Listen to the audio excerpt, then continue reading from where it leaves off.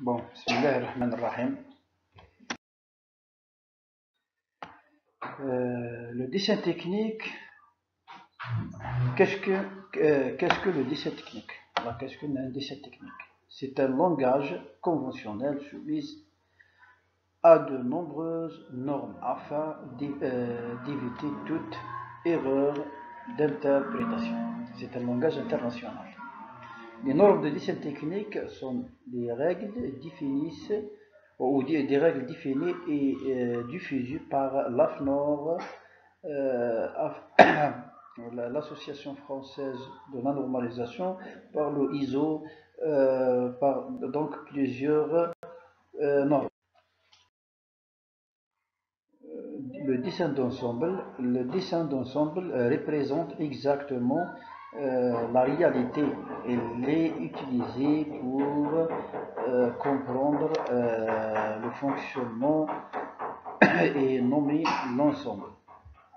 Voilà la figure ci-contre. Un dessin de définition, c'est une carte d'identité d'une pièce, une seule pièce, donc le dessin de définition, à la représentation d'un côté pour permettre sa fabrication. Les formats, donc quel que soit un dessin, il faut le dessiner ou bien le réaliser sur un format. Donc à partir d'une planche de dimension 1 mètre carré, qui sont 840 mm x 1188 mm, qui s'appelle A0, nous obtenons 5 formats suivant les normes internationales. Donc le format A0, donc on a 0 pli. Par exemple, le 1 mètre carré, sur le 1 mètre carré, il n'y a aucun pli. Donc on dit que cette format est A0. Si on réalise le premier pli, donc les dimensions sont diminuées, donc la valeur 840 reste inchangeable et la valeur 1188 se divise en deux, elle est égale 594. Donc il résulte un deuxième format qui s'appelle le format A1. Le format A1, donc c'est un premier pli des dimensions 840 x 594. Le deuxième pli, donc automatiquement le format qui s'appelle un format A2. Donc leurs dimensions sont 594 x 420 et ainsi de suite pour le A3. Donc le troisième pli, donc on a les dimensions 420 sur 294 et enfin le format A4 a les dimensions 297 x 210.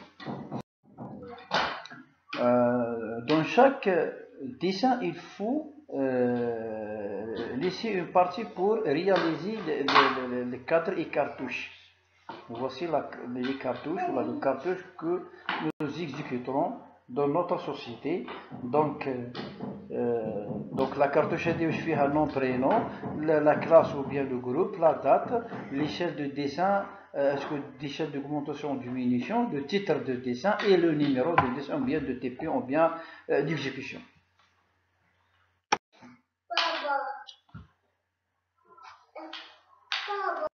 Donc il existe dans le dessin technique plusieurs types de traits pour permettre une meilleure lecture de dessin.